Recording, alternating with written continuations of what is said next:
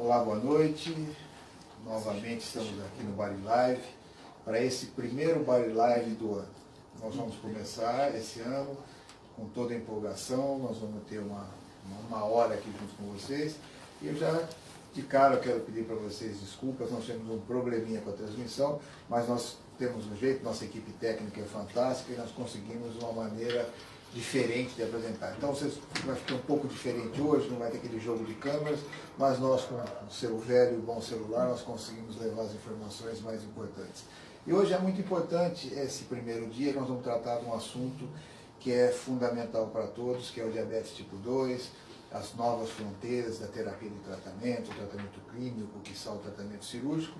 E eu tenho o prazer hoje de ter aqui a doutora Silka Rodovalho, que ela é endocrinologista, não deve deixar de ser, é doutora em diabetes e obesidade pela Unicamp, ela é preceptora do Hospital da PUC de Campinas e é membro do Departamento de Obesidade da Sociedade Brasileira de Diabetes, ASBD.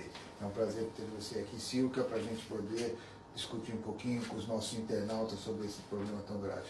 E ao lado da doutora Silka, o Dr. Marcos Leão Vilas Boas, nosso presidente da Sociedade Brasileira de Cirurgia Bariátrica e Metabólica, um dos pioneiros da cirurgia lá atrás bariátrica, e nós vamos falar um pouco sobre isso, e hoje metabólica, que é hoje o nosso presidente, e nós vamos poder ter aqui o tempo. Para a gente não perder mais tempo, eu sou Luiz Vicente Berti, sou cirurgião do aparelho digestivo, ex-presidente da sociedade, e vou estar aqui hoje mediando e aprendendo com vocês um pouco sobre isso da obesidade. Silka, para começar, você que é a nossa convidada de honra, eu gostaria que você falasse um pouquinho do impacto do diabetes tipo 2, e o que é diabetes tipo 2, o que é diabetes tipo 1, e o impacto que tem isso sobre a vida dessas pessoas que estão nos ouvindo. Bom, inicialmente eu gostaria de agradecer o convite para estar aqui com vocês, em nome da SBD, eu agradeço à Sociedade de Bariátrica pelo convite, a você e ao Marcos também. Bom, o diabetes é uma doença que impacta muito a vida do paciente, né, do portador de diabetes.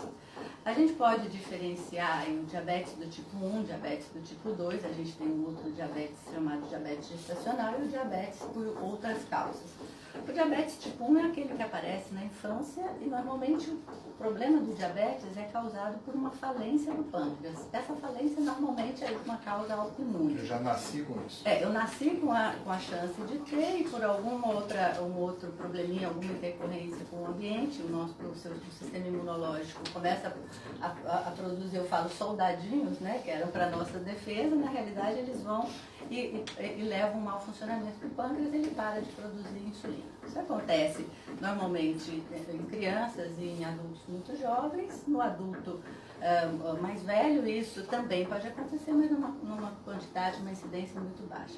A maioria dos pacientes tem o diabetes do tipo 2, né, que é aquele que eu tenho a produção de insulina, mas essa insulina é produzida numa quantidade menor ou ela age de uma forma muito ineficaz, é o que a gente chama de resistência à insulina.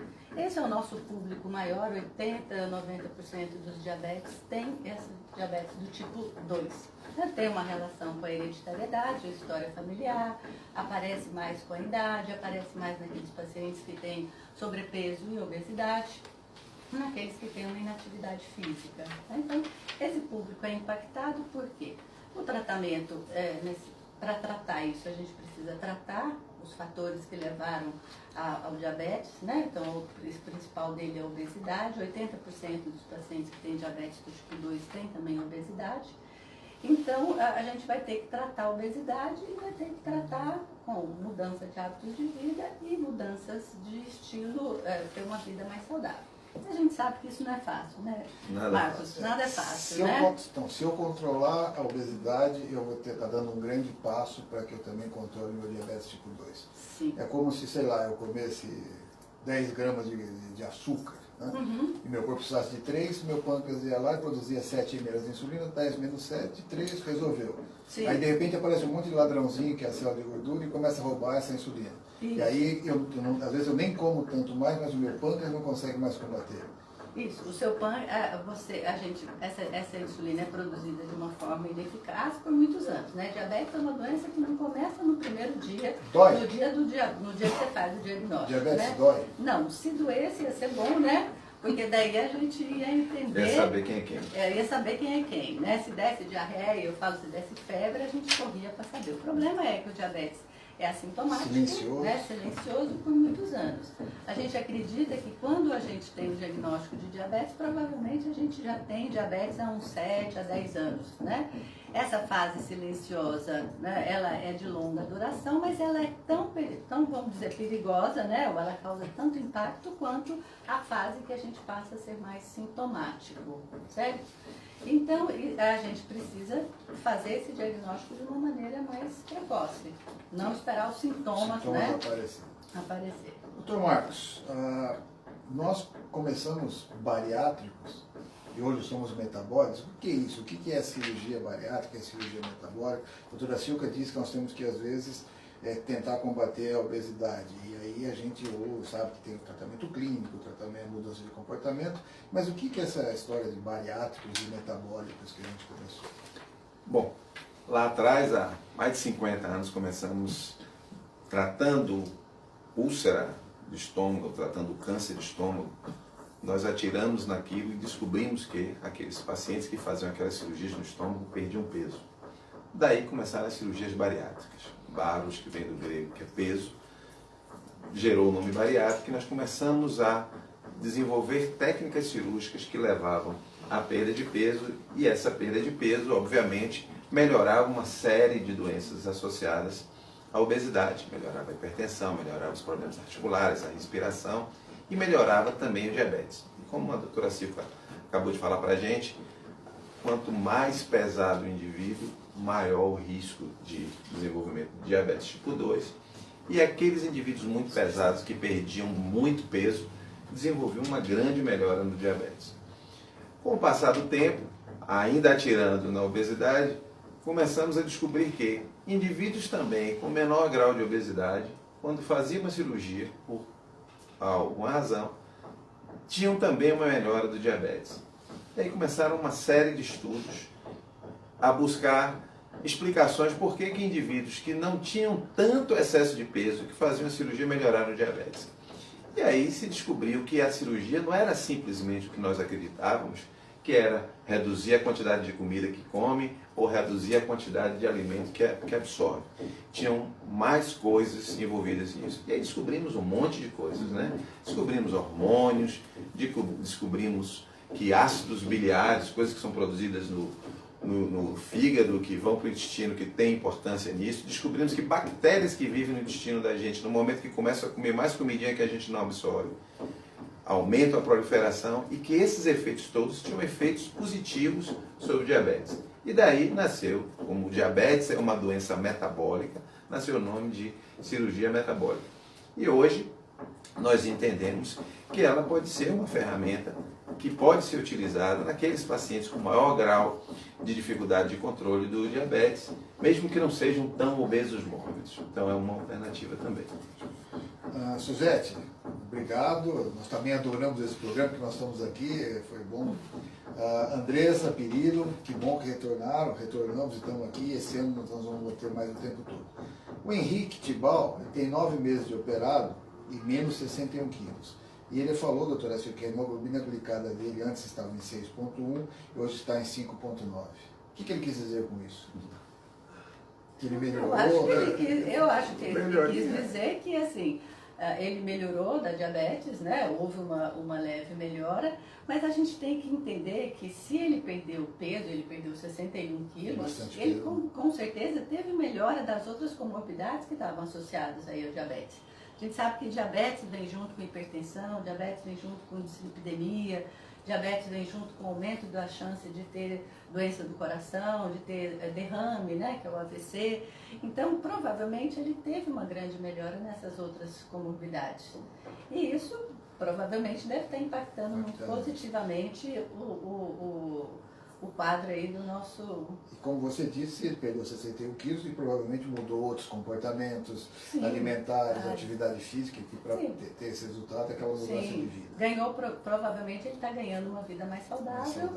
A cirurgia ajudou, mas ele também está aí fazendo a parte dele, provavelmente, né? Esperamos que sim. Esperamos que sim, que ele faça isso a longo prazo, né? Bom, doutora Silca, Hoje a gente sabe que os tratamentos clínicos comportamentais são bons, os resultados a gente conhece. Na sua visão, qual seria o espaço para essa nova fronteira de uma cirurgia metabólica? Ela tem uma indicação para que tipo de paciente que a gente poderia pensar nesse tipo de procedimento agora, com todos nesses estudos que o Dr. Marcos se referiu? Eu vejo a cirurgia num aspecto muito positivo, né? A gente percebe que ela tem um efeito muito bom no controle do diabetes, isso sem dúvida. A gente consegue ver que ela tem um controle bom em outras comorbidades, como eu já falei anteriormente, mas a gente tem um pano de fundo aí que a gente vai ter um maior peso, né?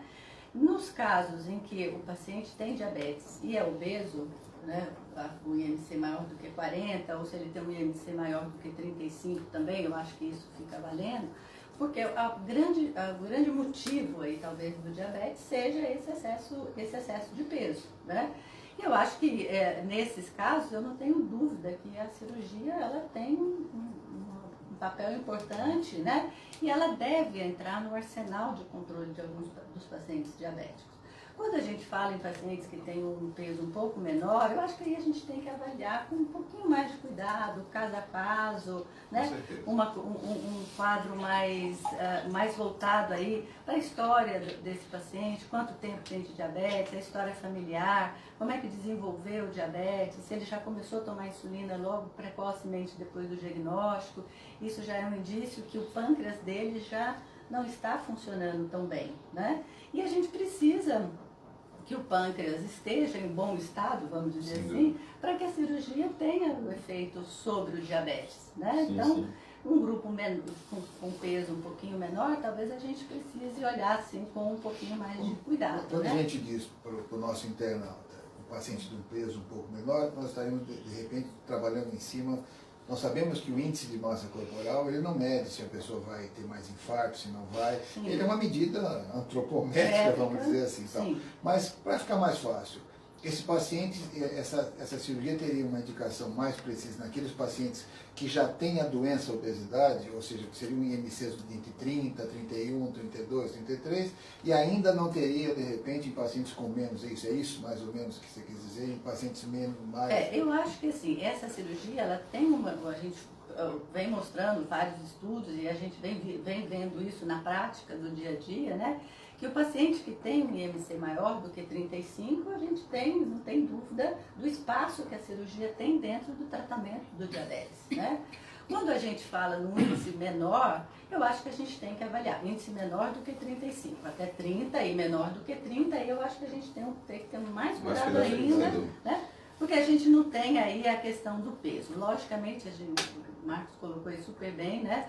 Como são os mecanismos fisiopatológicos relacionados à melhora do diabetes em relação à cirurgia, a gente não pode esquecer o papel do peso, né? Claro, o peso é... O peso pesa, né? O peso é fundamental. E eu acho... Bom, o peso é fundamental. Então, assim, Dr. Marcos agora, vamos aqui fazer um ping-pong. Todo paciente que chegar no meu consultório hoje, ele teria uma indicação de operar? Não, de jeito nenhum. Não? De jeito nenhum. Explica isso. Bom, primeiro ela colocou muito bem o seguinte, a gente tem de separar o que é índice de massa corporal e o que é adiposidade. Né? Então, às vezes, o que é gordura? O que é gordura? O indivíduo pode estar pesado, se eu botar um Mike Tyson nos vários tempos, era um obesão, né? Mas não era obeso. Ele tinha peso, ele tinha índice de massa corporal elevado, ele tinha um IMC elevado, obeso, mas ele não era obeso. Tá? Então a gente vê como é essa obesidade, como é que está essa gordura, onde é que está essa gordura. Então se eu pego um indivíduo que não tem um índice de massa corporal tão alto, mas que tem uma deposição de gordura no abdômen, um indivíduo bem barrigudo, que as pessoas acham que é barriguinha de chope, não tem nada de chope, aquilo ali é gordura muito prejudicial. Se é um indivíduo que vem não apenas com diabetes, se é um indivíduo que tem uma série de outros problemas metabólicos, às vezes o indivíduo tem um triglicérides elevadíssimo, um indivíduo é hipertenso, o indivíduo frequentemente tem outros problemas associados também à obesidade, que não são diretamente metabólicos, como refluxo, como apneia do sono, etc. Você tem de olhar esse indivíduo de uma outra forma, e não simplesmente categorizá-lo como índice de massa corporal 30, 35, IMC mais baixo, obesidade grau 1, etc. Da mesma forma, você tem de ver como é que está sendo a resposta dele. Se ele consegue resolver, controlar a sua glicemia, se ele consegue melhorar com os tratamentos clínicos, e hoje tem tratamentos novos aí trazendo resultados muito bons, que dão muita esperança para a gente, ótimo, vamos dar um tempo, vamos ver como é que se comporta essa doença. Por outro lado, se eu chego com um doente que já utilizou uma infinidade de doenças, de drogas, que vem e que é frequente, porque uma coisa são os resultados dos trabalhos científicos que a gente vê na literatura, outra coisa é o diabetes no mundo real, onde o indivíduo vai no médico hoje, começa a tomar o remédio, esquece de tomar o remédio, esquece de comprar o remédio, faltou dinheiro para comprar uma coisa, a primeira coisa que ele deixa de tomar é o remédio, porque ele já disse que ele não sente nada. Ele vê uma sobremesa e come o doce, enfim, não faz exercício, então é muito difícil fazer o que é importante. Por outro lado, a cirurgia ela tem um poder de promover uma perda de peso e promover essas alterações todas aí, de hormônios e etc., de uma maneira muito brusca, e isso pode trazer resultados para esse indivíduo mais difícil. Nós também, ela colocou uma outra coisa importante também, é saber, bom, esse indivíduo já tem quanto tempo de doença? Ele é um indivíduo que ainda tem um pâncreas, digamos assim, recuperável, porque depois de muito tempo de diabetes, depois de muito tempo tratando, muitas vezes com drogas que pioram, porque hoje a gente sabe que tem medicamentos muito bons e tem medicamentos que, no fim das contas, termina piorando a perspectiva dessa pessoa melhorar o diabetes ou de ter uma solução mais definitiva. Então a gente tem de analisar uma série de coisas e ver. Por outro lado, nós temos que lembrar que cirurgias são cirurgias. Para quem é? E lembrar que demandam em anestesia, demandam cirurgia também tem complicações, tem dificuldades, tem um pouco de limitações, não muito, eu digo para vocês que não tem tantas, mas tem. A gente tem de pesar, claro. O tratamento cirúrgico, por via de regra, é a última opção de qualquer tratamento, né? Eu digo que às vezes nem é a última opção, né, Marcos? Eu acho que a gente tem que considerar caso a caso, escolher como bem, regra, sim. Como escolher bem o paciente que vai para a cirurgia. Eu acho que o tratamento clínico hoje, como você bem disse, né, a gente tem muitos novos medicamentos aí para diabetes. É uma área aí que desde 2015 tivemos 40 lançamentos aí de novos remédios para diabetes. O problema cai sempre na questão da aderência. Né? Tem dois problemas no tratamento. Esse que o paciente não sente nada, né? Então ele acaba não sabendo que é doente, ou então a extensão da doença, então não sabe as complicações, então ele perde um pouco na aderência e perde um pouco também na inércia da mudança do tratamento, né? Muita gente hoje chega no consultório e fala, doutora, mas eu preciso tomar esse tanto de remédio? Estou tomando ABC, né? Se faz a conta ali, são 5 medicamentos, 6 medicamentos para diabetes. Precisa, né? Diabetes é uma doença de tratamento complexo e de um tratamento que tem vários pontinhos, né, na sua fisiopatologia, quer dizer, no motivo pelo qual a gente fica diabético e precisa ser tratado ponto a ponto. E nós estamos tratando de doenças crônicas. Doenças crônicas não tem cura, tem tratamento. O tratamento ele pode ser pleno ou... A resposta pode ser total ou não. Isso é a pergunta da Ana Paula. A Ana Paula diz o seguinte, se o diabetes tipo 2 pode voltar tempos depois da operação? Marcos. Seguramente. Existem muitas pessoas que têm o que a gente parou de falar em cura, né, do diabetes com a cirurgia. A gente evita falar esse termo cura, porque cura é uma coisa absolutamente definitiva. A gente não fala em cura em câncer, a gente fala em remissão. A gente fala em remissão do diabetes também. O que é remissão? Remissão é você operar um indivíduo e ele está com níveis normais, não precisa de tomar nenhuma medicação, ele está em remissão. Ele pode ficar assim 10, 15, 20 anos, pode ficar 7 anos. Uma coisa boa, e que isso nós já tínhamos visto na medicina no passado, com os tratamentos clínicos que fizeram tratamento muito rigoroso para corrigir o diabetes, que depois voltava um tratamento mais ou menos, é que o tempo que o indivíduo leva controlando bem o açúcar traz um efeito chamado efeito de legado. Ou seja, se levar alguns anos tratando bem o diabetes, fazendo um bom controle, implica em diminuição de mortalidade, implica em diminuição de infarto e derrame, que é o principal que a gente tenta evitar.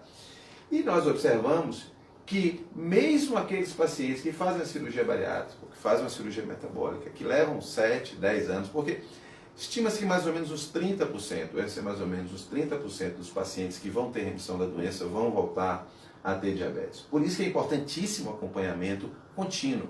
A gente não sabe quando é que vai voltar. Então tem que estar medindo, tem que estar indo no endocrinologista. Você está deixando a doença sob controle. Eu estou deixando a doença sob controle. E mais adiante, se ela voltar, primeiro, ela não volta com a mesma potência que ela tinha quando foi tratada. Ela volta bem mais branda, mais fácil de ser tratada. Como regra, claro, todas as exceções são possíveis.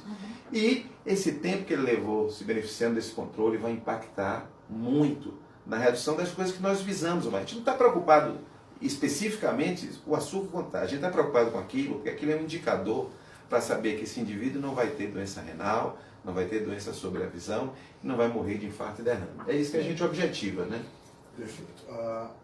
Zenilda, você tem 84 quilos, mas eu não sei quanto você tem de altura. Se você tiver 1,40m, 1,50m, você se encaixa naquilo que a doutora Silca falou e o doutor Marcos. E aí, com o que você está me falando, provavelmente você tem fígado gorduroso, pressão e diabetes. Provavelmente você se beneficiaria de uma cirurgia não só pelo diabetes, mas por todas as doenças que você tem. O Eric diz que, esse aqui é mais para você, doutora? Sim. O Eric diz que ele tem um diabetes incontrolável, de 290, mas que ele não é acima do peso, e o médico diz que não tem recomendação para fazer a cirurgia porque não é acima do peso. Provavelmente seria aquilo que nós conversamos lá atrás, pacientes mais obesos. Tá? Então a gente... Agora, voltando um pouco para nós, doutor Marcos, qual paciente o senhor mandaria para a doutora Silca? E doutora Silca, qual paciente que mandaria para o doutor Marcos? Boa, difícil. Bom, na verdade, um paciente desse, acho que o paciente que não tem um excesso de peso, eu até já operei pacientes abaixo de 30 de índice de massa corporal, por exemplo, alguns poucos pacientes que até se beneficiaram muito, mas eu hoje entendo que é um paciente mais difícil. Esse paciente mais magro, não acho que ele é um paciente para nós operarmos. Um paciente com 27, 28 de índice de massa corporal. Da mesma forma, aquele paciente mais velho, aquele paciente que já tem um diabetes, uma idade mais avançada, que tem uma obesidade moderada, eu acho que esse indivíduo ele não deve fazer a cirurgia, pelo menos a princípio. Sem um tratamento adequado. Não, e bom, acho que nenhum paciente deve ir direto para a cirurgia, a não ser que ele já chegue já vindo do endocrinologista, mas que é normalmente o caminho, né? Dificilmente o paciente chega a mim sem ter passado por vários endocrinologistas ou cardiologistas que são no que tratam, depois de já terem tentado várias medicações. Então, o que eu devolvo mais são esses pacientes que eu vejo menor perspectiva. A gente faz alguns exames, a gente pesquisa, por exemplo, existem alguns tipos de diabetes tipo 2 mais complexos, não só tem 1 e 2. A gente sabe que hoje esse tipo 2 é dividido em alguns subgrupos. Então existem alguns pacientes que são tipo 2, mas que têm um comportamento idêntico ao tipo 1. A gente tem que afastar isso. A gente dosa alguns anticorpos para saber se esse paciente não tem uma doença imunológica, ou seja, uma doença do próprio corpo que agride o seu pâncreas e que transforma ele num cenário parecido com o diabetes tipo 1. Então esse doente não é para mim, esse doente eu não posso tratar.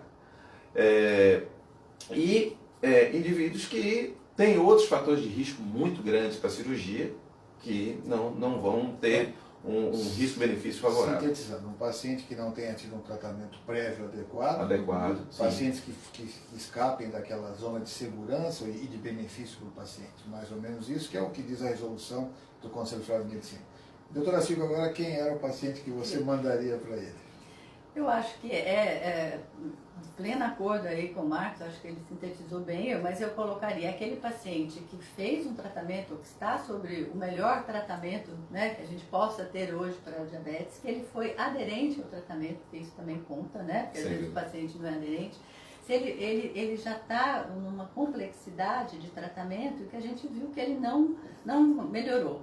E se ele tem um peso mais alto, né? Se ele é um paciente obeso. Eu acho que isso, e principalmente se ele tem um diabetes recém-diagnosticado, né? Se ele tem um diabetes que não é de muita longa duração. Eu acho que esse paciente obeso, diabético, né? Recém-diagnosticado, isso a gente pode até discutir como é que a gente faz esse recém-diagnosticado, né? Eu acho que esse é um paciente que a gente que eu te encaminharia. Pois é, entendeu? esse é um caso interessante, porque veja bem, a gente entra num paradoxo. Eu concordo 100% com você.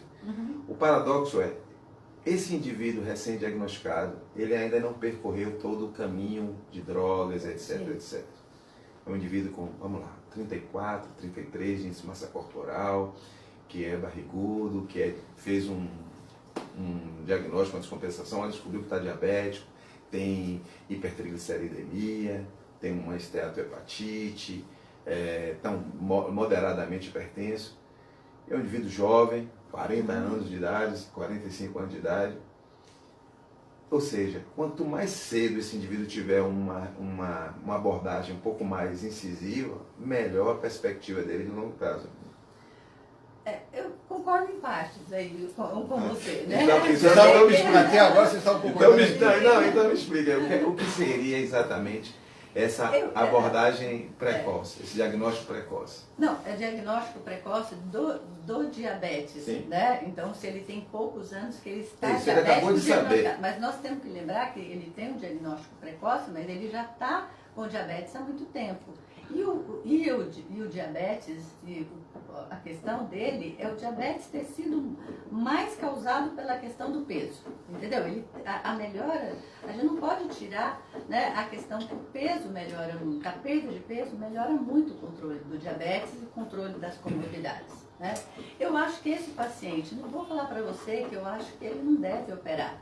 Eu acho que ainda falta um pouco mais de dados, a gente conhecer um pouco mais a sequência de como isso vai acontecer no tempo, né? No tempo de vida dele. Ele também que vem mostrando aí a maioria dos estudos, né, é que a gente tem realmente uma melhora do diabetes, né, nos primeiros anos, e depois a gente tem muita recidiva, né, do 20, diabetes. 30%. Como você falou, né, é uma melhora muito boa, porque a gente tem uma quantidade menor e muitas vezes eles voltam com menos medicamento, né? Isso, E tem um legado... e esses doentes que têm sido incluídos, o grande lance é esse. Esses doentes que têm sido incluídos nesses trabalhos são os doentes piores.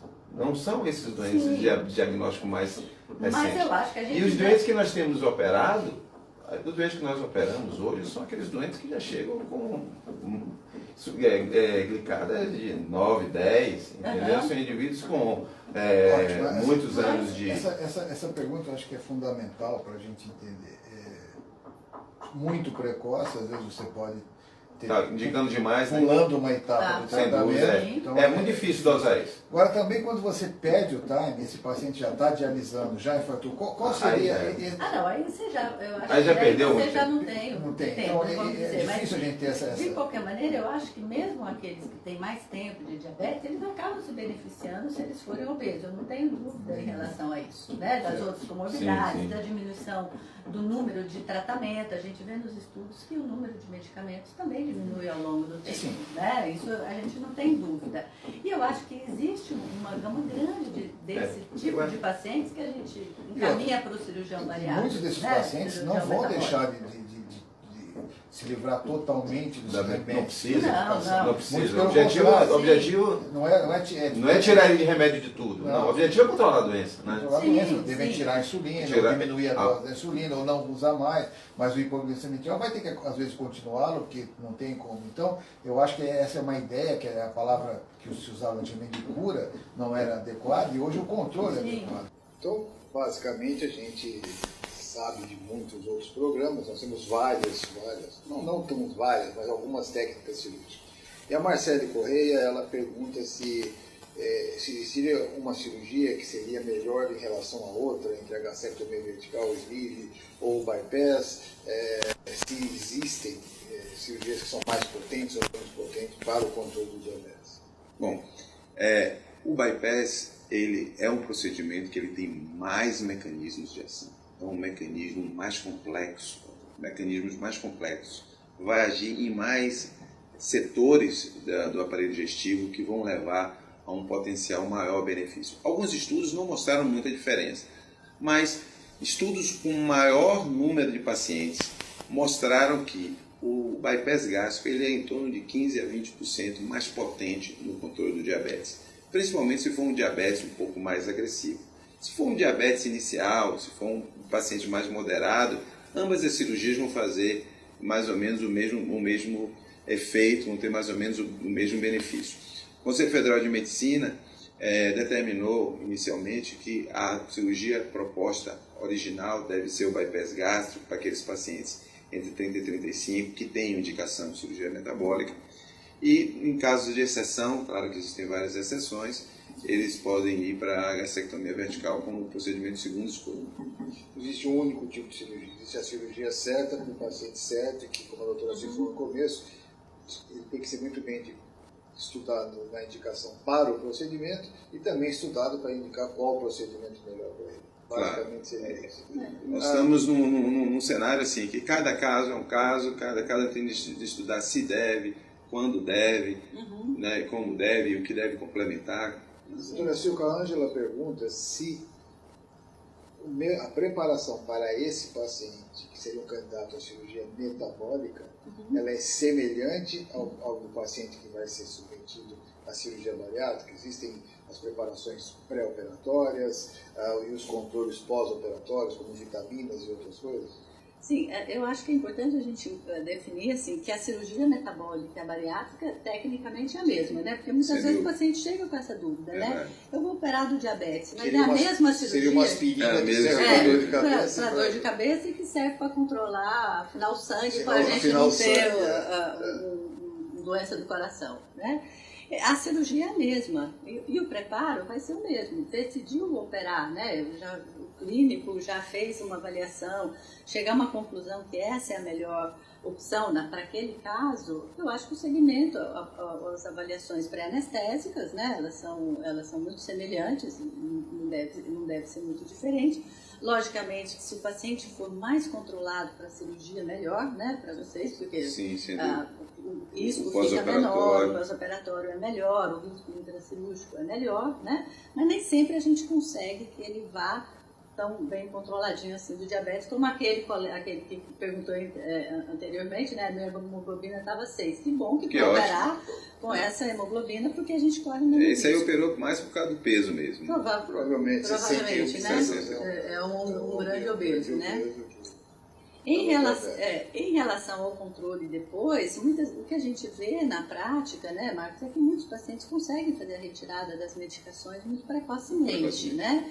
Nem todos vão conseguir retirar as medicações, mas alguns conseguem retirar muito precocemente. E eu acho que é aí que tem que ser avaliado, porque muitas vezes... Outro gancho, o Marcos, seu xará, pergunta que depois de operado, a equipe não tirou a medicação dele, o hipoglicemia oral, bota aí o nome do glifage. Do glifage, sim. Essa é a dúvida dele. Essa é a medicação que a gente mais usa para tratar o diabetes, quer dizer, mais disseminada em quase todos os diabéticos que a gente usa, podemos usar em todas as fases da doença. E realmente a gente não tira precocemente. A gente tira precocemente aqueles que fazem baixar muito rapidamente a glicose, né? Então, os medicamentos que fazem isso e a insulina também, porque muitas vezes o paciente vai ficar comendo menos, vai diminuir bem a alimentação, então ele vai precisar de menos medicamento nessa fase. E assim mesmo eu já tive pacientes, por exemplo, que usavam doses de insulina muito elevadas, que a maioria até já sai do hospital sem insulina, mas já tive alguns que precisaram fazer mais lentamente, desmamar a insulina. Mais lentamente. Desmamar a insulina e depois... por exemplo, a metformina, por exemplo, eu prefiro que ele retire totalmente quando ele tiver diminuído bastante peso, já tem menos... Ou seja, eu não devo deixar o meu pâncreas e brigar sozinho de casa. Pra quê, né? Continuar ajudando ele. Até porque a gente não sabe como que ele vai... Não sabe como é que ele vai responder, exatamente. Nas primeiras tempos de... Eu no primeiro mês, eu normalmente não dou o glifage. Eu suspendo um mês, a partir de um mês eu volto, tá? Porque nesse primeiro mês, o primeiro é grande, ele está com uma dieta muito restrita, então... Comendo muito pouco, tem, né? Comendo muito pouco e tal. E aí eu fico monitorizando, né, a glicemia, e a partir de um mês aí a gente reintroduz e espera ele baixar o peso para... Entendo bem que existem pacientes e pacientes e... Claro, cada caso, claro, depende da gravidade da doença. Da situação que tem. Vocês falaram e o Paulo pergunta, mesmo eu não sendo um grande obeso, eu preciso mudar meu comportamento, continuo a fazer atividade física ou diferente do obeso, a cirurgia, ela por si só, ela vai trabalhar por mim, ou eu preciso também da atividade física, como ele cita aqui o irmão dele que fez a cirurgia bariátrica? Eu acho que a cirurgia vai ter o papel dela, né? Mas ela tem um papel que também tem um limite. Se ele não continuar, não fazer a parte dele, né? Aí a gente tem uma chance dessa diabetes que estacionou, vamos dizer assim, né, Marcos? Claro. A gente não pode falar em cura, mas a gente pode falar que ela estaciona, né? E a gente não sabe quanto tempo ela vai ficar paradinha ali, né? Sim. A gente espera que seja bastante tempo, né? É isso que a gente deseja quando a gente indica a cirurgia, mas a gente não sabe exatamente quanto tempo isso vai ficar. E se ele completar com isso, melhora, continuar, né, perdendo peso, ganhando mais massa muscular, porque isso é importante, quanto mais massa muscular ele tem, né, mais essa massa muscular consome o excesso de açúcar. A massa de gordura não consome açúcar, ela só estoca esse açúcar na forma de gordura. Agora, a massa muscular não, ela queima o açúcar. Para a gente fazer qualquer atividade física, a gente O exercício é disso. fundamental O até exercício para o é bom controle. fundamental. E muitas vezes a gente sabe que muitas pessoas pós-cirurgia acabam trocando alimento, fazendo a opção errada, né? Deixa de comer a comida saudável, a comida que eu falo, né? Uhum. Para passar a comer mais doce, né? Então ele acha que porque operou e porque está magro, pode errar na dieta. E aí é um grande problema, né? Então, acho que vamos fazer a cirurgia durar, vamos fazer o tratamento durar. Né? Isso. Quanto mais você colaborar em termos de atividade física, porque tem um outro detalhe, o organismo sofre adaptações. Você opera e com o passar do tempo há uma redução de potência, né, dos efeitos. Se você... É uma acomodação. Você passa a comer um pouco mais, tem menos efeitos colaterais quando come alguma coisa. E se você não aproveita esse período que você estava com máxima potência para se trabalhar, para criar novos hábitos, aprender, criar um vocabulário alimentar melhor, reintroduzir atividade física, pensar na sua longevidade. Sim, na sua qualidade Você, de vida, você né? da baianidade, vocabulário alimentar. Vocabulário alimentar. Você sabe que a gente na Bahia não nasce, estreia. Doutor Marcos, eu vou aproveitar a liturgia do seu cargo e a Geise pergunta, vocês falaram tantas coisas boas, por que ainda que os convênios não pagam essa cirurgia? Bom, a Agência Nacional de Saúde, o Conselho Federal de Medicina, em 2017, regulamentou a cirurgia metabólica para índice de massa corporal entre 30 e 35 também. Claro, com as indicações especiais todas que nós colocamos aqui. Acontece que quem regula os planos de saúde é a Agência Nacional de Saúde, que de certa forma não fala no mesmo tom que o Conselho Federal de Medicina, nem no mesmo tom, muitas vezes, que a comunidade científica. Então, outros interesses são levados em conta, interesses do sistema de saúde suplementar, que são os planos de saúde, a capacidade de pagamento, etc, etc. Fazer conta de observar que essas pessoas vão consumir menos leitos para transplante de rim, vão consumir menos leitos de pacientes infartados, vão amputar menos pernas, vão ter menos revascularizações, é uma conta difícil. A gente está tentando ajudar a fazer essa conta para mostrar para a Agência Nacional de Saúde que há um benefício para esses pacientes que têm uma perspectiva ruim, né, com um diabetes mal controlado, e oferecer a cirurgia para que isso seja colocado para os planos de saúde. É um trabalho, claro, de conscientização, é um trabalho de formação, de trazer conceitos. Nós tivemos nos últimos 10 anos muitos trabalhos científicos que vieram, digamos, fortalecer o papel da cirurgia metabólica, mas é uma via de mão dupla. Está chegando isso, estão chegando novas medicações, então a gente está trabalhando para encontrar o lugar certo para a cirurgia metabólica e fazer o convencimento dos planos de saúde, porque também nós não vamos operar todo mundo. A maior parte dos diabéticos vai continuar tratando com medicamentos, vai continuar controlando. A gente quer apenas oferecer isso para um subgrupo pequeno. Acho que a gente está no caminho, estamos trabalhando para isso, para que a cirurgia seja incluída no rol da Agência Nacional de Saúde. A população vai poder, num determinado momento, nós vamos submeter isso esse ano à Agência Nacional de Saúde, e a população, num dado momento, vai poder chegar na Agência Nacional de Saúde e cobrar da Agência Nacional de Saúde que, poxa, vamos estender esse benefício para quem precisa, né? E a gente pode chegar lá. Posso só completar um pouquinho? E a gente observa que isso também acontece na parte dos medicamentos, né? Sim. O SUS deixa muito a desejar, né? Os medicamentos que são para diabetes, eles estão desatualizados há alguns e muitos exatamente. anos, né? A gente conseguiu atualizar o arsenal de tratamento hoje, mas quase nada é coberto pelo SUS, né? Então também é uma dificuldade, eu acho que as pessoas também devem buscar aí maneiras também de cobrar o governo, que tem o direito, o SUS já cobra uma série de medicações, mas as mais novas, as que têm um poder maior e que tem mais evidência tem de mais melhora evidência. de controle do diabetes, a gente não tem. E a gente não tem muitas vezes nenhuma assistência multidisciplinar, né? Tem uma nutricionista que acompanha, um psicólogo que às vezes que não ajuda consegue a nem, comunicar, não consegue né? nem um endocrinologista para atender naquele Sim. intervalo adequado. O indivíduo chega com a glicemia super descompensada, ele faz uma correção de rumo de medicamento, e o indivíduo tinha que estar voltando daqui a 2, 3 meses no máximo, ele vai voltar daqui a 1 ano. E não tem nem campanha de detecção de diabetes, né? Que a gente falou que a diabetes é uma doença silenciosa, quer dizer, a gente poderia estar diagnosticando muito mais pacientes, precoce, mais tratando, tratando e tratando a história natural da doença, com certeza, né? Você vai se lembrar, Marcos, há alguns anos nós fizemos pela sociedade um levantamento, uma pesquisa do diabetes, e a pesquisa mostrou que o doente do Sistema Único de Saúde, muitas vezes ele não conseguia voltar no mesmo ano, Sim, que não até ele consegue, passar né? no médico, fazer os exames e voltar, ele não conseguia voltar. E no sistema privado, era a média de 3 consultas no ano, e olhe lá, quer dizer, não é que o sistema privado também é tão melhor assim, que o paciente possa estar todo mês lá fazendo os seus controles, adaptando as suas medicações. Então, é difícil a gente ter esse controle adequado. Para o lado do SUS, a gente falta os melhores medicamentos. Sim. E para o lado de cá, falta às vezes essa facilidade. É por isso que aí é que eu entendo que a cirurgia pode ter um resultado bom, porque ela tem uma coisa do single shot, ou seja, que eu tiro único. Eu não tiro, naquele momento, eu fiz uma intervenção que naquele único momento ele vai influenciar na perda de peso, vai influenciar no controle do açúcar, vai influenciar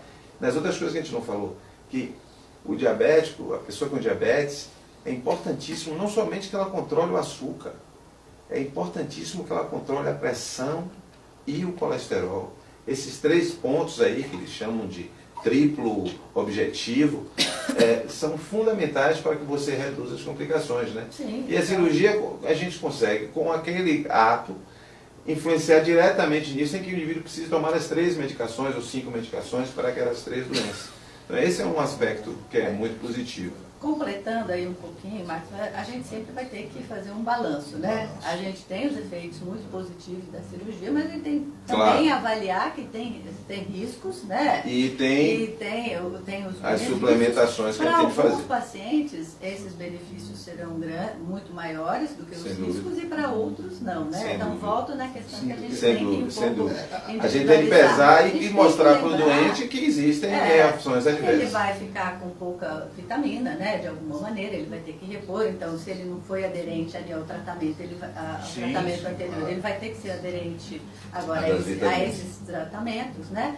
Algumas complicações que podem surgir do ponto de vista psicológico, emocional, que a gente sabe que depois da cirurgia, isso a gente não é uma coisa bem definida, mas tem a gente subgrupo de pacientes. Alguns subgrupos de pacientes que têm um pouquinho mais de problema com depressão, com alcoolismo, são coisas que a gente sabe que eu vi né? um trabalho interessantíssimo esses dias, inclusive em relação ao diabético, que vira e mexe, esse assunto surge na mídia e tal, assuntos de depressão, alcoolismo, etc. Quando a gente vai ver na prática, a gente vê que os números de antes e depois são muito parecidos, porque ou um pouco menores, porque tem muita gente que bebia antes e que deixa de beber, ou que bebe muito menos. Sim. E gente que bebia e continua bebendo. Então, o que eu digo sempre aos meus doentes é, olha, em relação ao álcool, tá?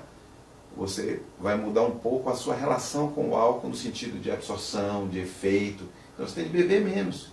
Se eu tenho 150 quilos e tomo 150 ml de uísque, eu estou tomando 1 ml de uísque para cada quilo de peso. É uma dose. Se eu baixo para 100, eu tenho de, na pior das hipóteses, diminuir também um 30%, né? Sim. Se eu fico tomando igual, eu estou bebendo mais do que eu bebia antes. Então o álcool você tem que diminuir mesmo.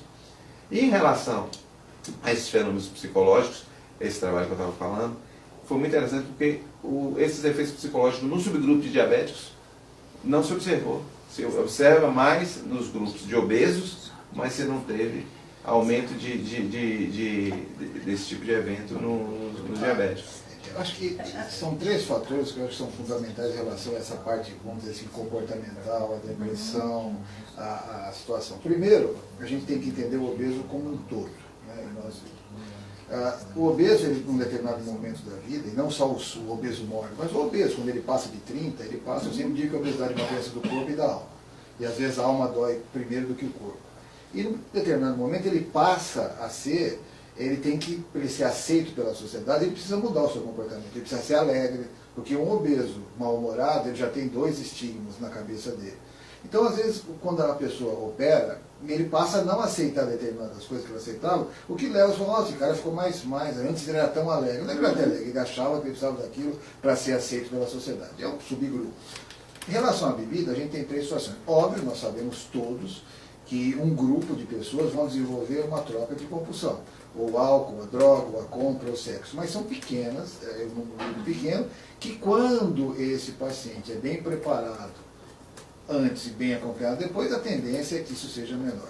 Mas em relação principalmente a esses 2 ambientes, do emocional, eu falei do álcool, é que antes a pessoa comia muito e bebia muito. Em determinado momento ela passa a comer menos e parece que ela bebe mais. E na realidade, como você falou, ela diminuiu a quantidade. E o terceiro fator é que o efeito é maior. Antes ela tomava, como você mesmo fez suas contas matemáticas, tomava 3 copos, ficava alegre e fica com 1. Só que nós fizemos uma pesquisa também na sociedade com 500 pacientes 5 anos depois de operado. E antes da cirurgia, 60% dos pacientes bebiam e depois da cirurgia, 58%. Tudo bem. 2 pontos. Ficou igual. Só que a quantidade da bebida, as pessoas, mesmo aqueles que bebiam, passaram a beber menos em menor quantidade do que bebiam antes de operar. Então a gente sabe, nenhum tratamento é perfeito, mas a gente tem. Então, hoje a gente tem de novo aqui, que eu recebi uma mensagem, pedir de novo desculpas pela qualidade do som, pelos defeitos que nós estamos fazendo hoje, esse Body Live em cima de uma estrutura que não é a nossa habitual. Então, de novo, pedir aos nossos internautas desculpas pelos problemas técnicos, mas nós vamos continuando. O papo está tão bom que nós já estamos falando aqui há 55 minutos e nós temos 5 minutos para encerrar. Doutora Silvia, muito obrigado. Eu queria que nesses próximos 2, 3 minutos a senhora se despedisse, doutor Marcos, mais 2, 3 minutos também, que foi tão bom, tão interessante a conversa que passou muito rápido. Bom, eu queria dizer que o papel da cirurgia hoje no diabetes é oferecer uma ferramenta para o endocrinologista. O endocrinologista é quem lida com isso no dia a dia, é quem conhece o diabetes, é quem trata esse paciente e quem vai acompanhar ele pelo resto da vida. É importante a gente dosar bem quem vai fazer, quem não vai fazer, e pensar no diabetes como uma doença crônica, que vai precisar fazer mudança no estilo de vida por longo da vida toda. Em relação ao Body Live, o Dr. Luiz Vicente já colocou muito bem as ressalvas, e tivemos esses probleminhas. Nós mudamos, se vocês perceberam, hoje é quinta-feira, o Body Live, o ano passado era dia de terça, e nós vamos trazer todas as quintas-feiras, esperamos que vocês fiquem aqui às 20 horas, toda quinta-feira a gente aqui com vocês. Obrigado, Luiz, obrigado, doutora Silca, e foi muito bom estar aqui com vocês hoje. Doutora Silca. Eu gostaria também muito de agradecer aí o convite de vocês. Acho que, assim, em relação ao paciente que decide pela cirurgia, né, junto com o seu médico, eu acho que isso tem que ser individualizado caso a caso. Eu acho que os pacientes que se beneficiam muito da cirurgia como arsenal terapêutico é aqueles que têm no plano de fundo um quadro de peso maior, obesidade, né, um peso maior. Acho que a gente não deve excluir a cirurgia para os pacientes de um peso menor, mas eu acho que a gente precisa ainda de mais estudos, de mais avaliação e um balanço aí um pouco mais, vamos dizer, mais positivo aí para a questão da cirurgia. Obesidade é uma doença neuroquímica, é uma doença crônica, é uma doença recidivante. Então a gente tem que lembrar que a recidiva na cirurgia, na obesidade, é muito grande, né? Então, como você colocou, o tratamento, segmento, acompanhamento é para sempre. No paciente diabético, a gente precisa acompanhar se há essa recidiva, a gente precisa acompanhar se há uma melhora das complicações micro e macrovasculares que ele tem, né? Então, ter certeza que isso aí vai melhorar, e ele precisa de uma equipe, né, que o acolha na Perfeito. cirurgia e uma equipe que o acolha depois Pós-operatório. do pós-operatório. Bom, senhores, foi um prazer estar com vocês de novo. Agora, como o Dr. Marco falou, num outro horário, mesmo bar horário, mas um outro bar e dia, que é às quintas-feiras agora. E quinta-feira que vem eu convido os senhores de novo às 20 horas para estar aqui. Nós vamos falar um pouco mais de uma outra parte da doença metabólica, que são as doenças mais cardíacas. Mais uma vez pedir desculpa a todos vocês pelos problemas técnicos, mas acho que nós conseguimos levar até vocês. E foi muito gratificante estar com vocês dois e entender aquilo que todos nós sabemos. Nós temos que caminhar juntos, nós não estamos falando aqui entre um tratamento clínico versus um tratamento cirúrgico, mas sim a união dos dois tratamentos, porque nós visamos o seguinte: nós não queremos ter mais pacientes para ir todo mês no nosso consultório, nós queremos poder oferecer para aquele paciente que precisa do tratamento clínico mais adequado, que a gente brigue pelas melhores condições, pelos melhores remédios do SUS. E aquele paciente que tiver a necessidade de uma cirurgia, também que ele possa fazer sua cirurgia e que ela seja coberta, que seja uma coisa mais universalizada, desde que todos nós façamos as coisas com prudência e cada passo seja dado com muita responsabilidade. E todos vocês, hoje aqui, nós começamos o primeiro passo dessa nova fronteira que tem para alguns pacientes, que aqueles que não têm o controle, que poderia ser a cirurgia de diabetes, e vocês vão ser muito importantes, como o Dr. Marcos disse, nessa caminhada para que a gente consiga levar para aqueles que precisem mais essa arma, essa terapêutica importante no combate. Muito obrigado, boa noite a todos e até quinta-feira que vem.